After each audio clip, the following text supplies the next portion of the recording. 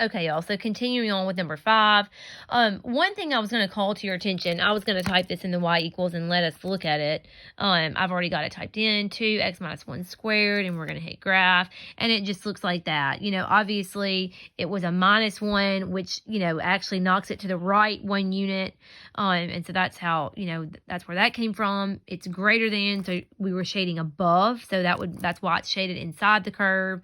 Those are the main things that I wanted you to do. You can just kind of sketch that. One of the things about sketching this graph that I did want to mention, you know how on the previous problem we did 2/1 and that was our slope, and that's kind of how we got our ordered pairs. Well, this particular shape is a curve. It's not a straight line. So the whole up 2/1, you can't do that on this one because it's not a straight line, it's a curve.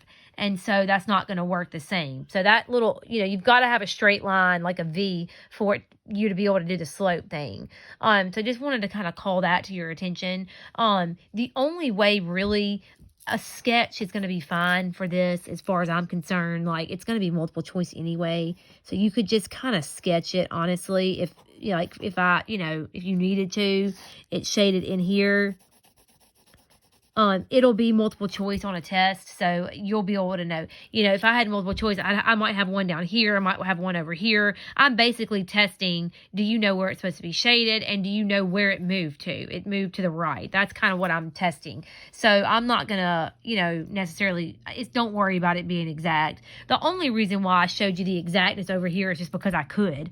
I mean, why not if you can do it, right? But don't stress about that. Mainly I'm just searching for the fact of, do you know what's happening? Like, for example, on number 6, the square root function. The original just square root of x kind of makes this little check mark looking thing, kind of like that.